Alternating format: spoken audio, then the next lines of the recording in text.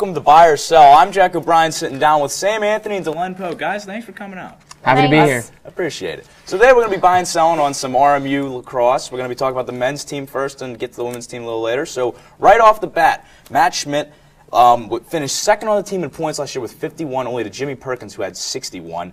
He led the Colonials in goals with 36 and had the most man-up goals on the Colonial roster for last year. Guys, are you buying or selling on Matt Schmidt leading the men's lacrosse team in points this year? I'm buying, man. I mean, with Jimmy Perkins gone, now he can really step up into his own and really take this team to the next level.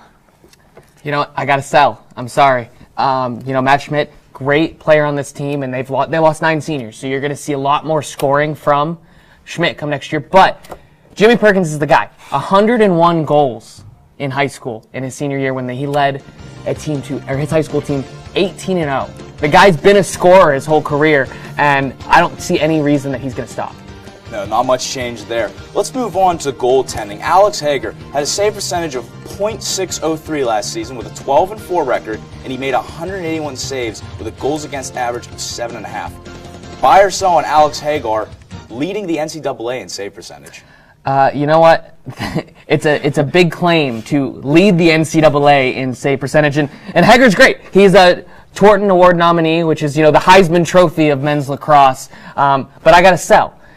Leading the NCAA, I mean, that's great. But again, Robert Morris, compared to a lot of the other schools here, I know you're not getting the same competition, but that is a big ask. It is a very tall task. Dee, what do you think? I have to solidly disagree with you, Sam. I'm going to buy because even though he leads the NCAA, and I think this year he'll just really keep the ball out of the net and be a brick wall for this team that they need. All right, we will watch this year's Colonial season to see if Sam Hagar can lead the NCAA in save percentage. Let's move on to the women's lacrosse team. Shannon Lynch led the team in points last year with 49, and she was tied for the most goals with 24. Melanie Gandy was the only one who was second with 41 points. Kind of a tight scoring race there. Buy or sell on her leading the team in points this year? You know what? I got to sell on Shannon Lynch, and she's great. And I have class with Shannon Lynch. You don't say these things on this show, but I love Shannon Lynch. She's great, and she's going to score a lot of points. I'm not trying to say she's not going to score a lot of points, but Mackenzie Gandy, who you see Melanie Gandy right behind her, but her sister only played 6 games last year. The year before that, she scored 56 points. They're getting her back this year, a lot of scoring. I think it's hard to buy right now on someone being that leading scorer, but if I had to buy on one, it would be Mackenzie Gandy. Delenn, what do you think about I'm going to sell also.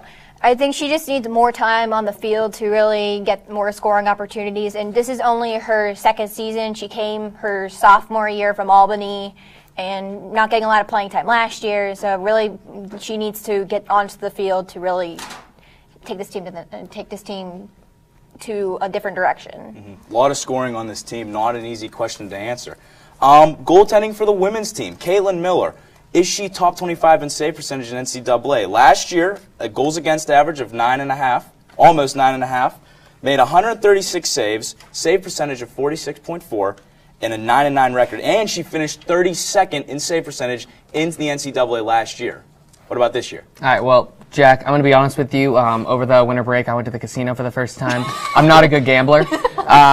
So this is a safer bet here. I mean, you're looking at a player in Caitlin Miller who her first season had the 3rd greatest save percentage in the history of Robert Morris women's lacrosse. And I can buy in on top 25 compared to Hager leading. That's a total buy right there.